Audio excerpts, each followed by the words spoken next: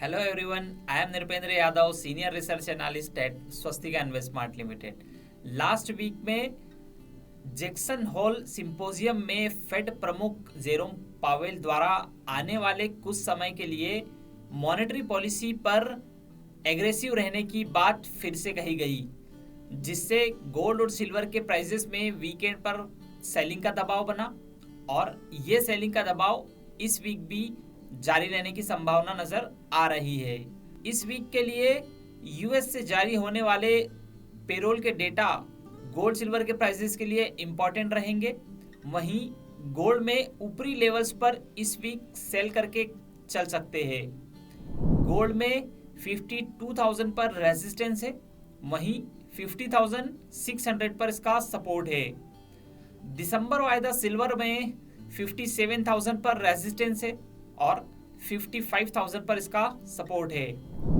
Lower crude oil inventory data और US से economic data में लगातार सुधार होने के कारण क्रूड की डिमांड सुधरने का अनुमान है। साथ ही ओपेक देशों द्वारा प्रोडक्शन कट के संकेतों से क्रूड ऑयल की कीमतों को लोअर लेवल्स पर अब सपोर्ट मिलता दिखाई दे रहा है।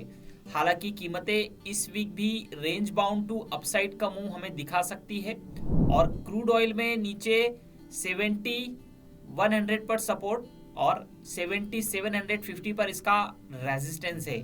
पावर क्रंच के चलते नेचुरल गैस के प्राइसेस में तेजी बनी हुई है, लेकिन 720 पर इसका सपोर्ट है और इसके नीचे इसमें सेलिंग का प्रेशर आने की संभावना नजर आ रही है। लास्ट वीक चाइना की ओर से अपनी इकोनॉमी को सपोर्ट करने के लिए दिए गए स्टिमुलस पैकेज के कारण बेस मेटल्स में एक अच्छा अपसाइड का मूव देखने को मिला और बेस मेटल्स में तेजी इस वीक भी जारी रहने की संभावना है। हालांकि कुछ करेक्शन के बाद गिरावट पर बाय करके बेस मेटल्स में चल सकते हैं। कॉपर में 665 और 650 पर सपोर्ट है, वहीं आने वाले दिनों में इसकी कीमतें 720 की ओर बढ़ती हुई दिखाई दे सकती है। जिंक में सपोर्ट 300 पर है और रेजिस्टेंस 340 पर है। वहीं एल्यूमिनियम में सपोर्ट 207 पर है और इसका रेजिस्टेंस 224 पर है। एग्री कमोडिटीज में कॉटन और मेंथा ऑयल की कीमतों में इस वीक भी दबाव जारी रहने की संभावना है और ऊपरी लेवल्स पर इनको सेल करके चल सकते हैं। तो ये था हमारा इस वीक के लिए कमोडिटी मार्केट पर outlook. Thank you for watching our video.